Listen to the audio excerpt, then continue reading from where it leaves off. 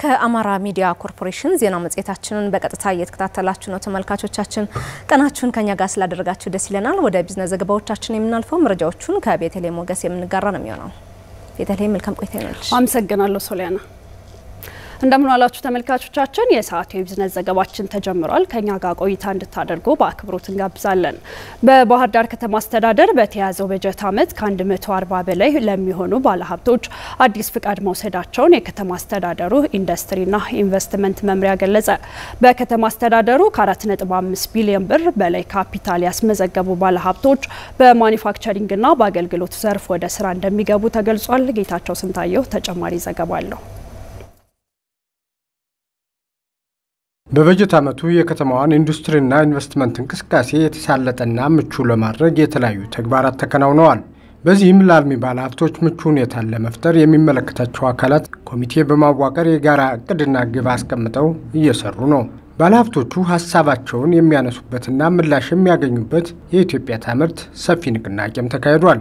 በተሰሩ ስራዎችም በበጀት ዓመቱ ከ140 በላይ አዲስና ነባር ባለሀብቶች በአዲስ ፈቃድ መውሰዳቸውን በምክትል ከንቲባ ማዕረግ የባህር ዳር ከተማ አስተዳደር ኢንዱስትሪና ኢንቨስትመንት መምሪያ ኃላፊ ወይዘሮ ብርሃን ንጉሴ ገልጸዋል። 2017 በጀት ዓመት የከተማችንን የኢንዱስትሪና የኢንቨስትመንት እንቅስቃሴ ምቹ ሁኔታን ለመፍጠር የሰራናቸው ተግባራት አሉ። ከነዚህም ውስጥ በከተማ አስተዳደራችን ከ140 በላይ አልሚዎች የኢንቨስትመንት ፈቃድ በአዲስ የወሰዱበት ሁኔታ ነው ያለው።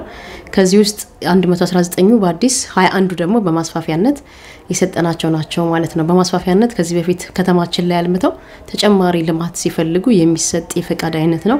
21 ባለሀብቶችን ሰጠናል ማለት ነው። ፈቃድ ያወጡ ባለሀብቶች ከ4.5 ቢሊዮን ብር በላይ ካፒታል ያስመዘገቡ ናቸው ያሉት መምሪያ ኃላፊዋ በበጀት ዓመቱ 19 ባለሀብቶች በማኑፋክቸሪንግና አገልግሎት ዘርፍ በአዲስ ስራ መጀመራቸውን ማስገንዝበዋል። ፈቃድ ባወጡ ባለሀብቶች የተመዘገበ ካፒታል 4.957 ቢሊዮን ብር ማስመዝገብ የቻሉ ባለሀብቶች ናቸው ማለት ነው። በተክላላው ከነዚህ ውስጥ ሊፈጥሩት የሚችሉት የስራ እድል 16713 በቋሚና በጊዜያዊ ይፈጥራሉ ተብሎ የታሰበ ነው። በተለይ በቋሚ 9486 የስራ እድል መፍጠር የሚያስችልና ትልቅ ካፒታል ያስመዘገቡ ናቸው ብለን እናምናለን ማለት ነው።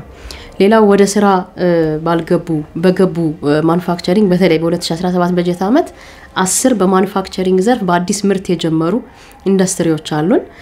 9 ደግሞ በአገልግሎት ዘርፍ በሆቴልና በተለያዩ ዘርፎች 9 በአዲስ ወደ ስራ እና ወደ አገልግሎት የገቡ ኢንዱስትሪዎችና አገልግሎት ዘርፎች አሉን ማለት ነው። አልሚዎቹ ስራቸውን በአግባቡ እንዲያከናውኑ እንቅፋት የሚሆንባቸውን የብድር አቅርቦት ችግር ለመቅረፍ በተሰራው ስራም ከአበዳሪ ተቋማት ለባለሀብቶች ስራ ማስኬጃ ብድር መመቻቸቱም ነው የተገለጸው። ባለሀብቶች አንድ ከሚያነሱት መሰረታዊ ነገር የብድር አክሰሲቢሊቲ መፈጠር መቻል አለበት ነው። አበዳሪ ተቋማት ጋር የራሳችን መድረክ አለን። ቅድም እንዳነሳው ኢትዮጵያ ታምርት ላይ አንዱ በዋነኛነት የሚነሳው ባንኮች በመድረኮች እንዲገኙና ለባለሀብቶች ምቹ ሁኔታ እንዲፈጥሩ ነው።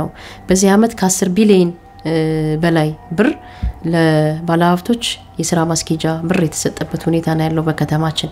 ይሄ እንደ ክልልም ከፍተኛ ውጤትና ቁጥር ያስመዘገብንበት ሂደት ነው ያለው። ይሄንን ያደረጉ ደግሞ ልዩ ልዩ ባንኮቻችን ስለሆኑ እጅግ በጣም ማመስገን እፈልጋለሁ በዚህ አጋጣሚ።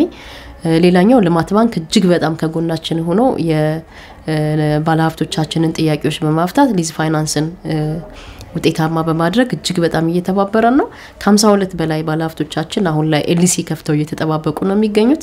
በቀጣይ የነሱ ችግር ማሽን ወደ ባህር ዳር ሲገባ ሊፈጥር የሚችለው የተነቃቃ የኢንዱስትሪ እንቅስቃሴ ከፍተኛ ድርሻ ስላለው ሁሉም ባንኮቻችንን ማመስገን እፈልጋለሁ። የክልሉ ኢንዱስትሪና ኢንቨስትመንት ቢሮ ኢንዱስትሪዎች በመንገድ እንዲተሳሰሩ ለማድረግ ከባለፈው ዓመት ጀምሮ 47 ሚሊዮን ብር በጀት መድቦ በውስጥ ለውስጥ የጠጠር መንገዶች ከ50 በላይ ኢንዱስትሪዎች ቀጥታ ትስስር እንዲኖራቸው ተደርጓል። በተሰራው ስራም የተሻለ የኢንዱስትሪዎች እንቅስቃሴ እንዲኖር ማድረግ መቻሉን ከመምሪያ ኃላፊዋ ገለጻ ለመረዳት ችለናል። ወደ ውጭ የቢዝነስ ዜናችን ስናመራ በዲሞክራቲክ ሪፐብሊክ ኮንጎ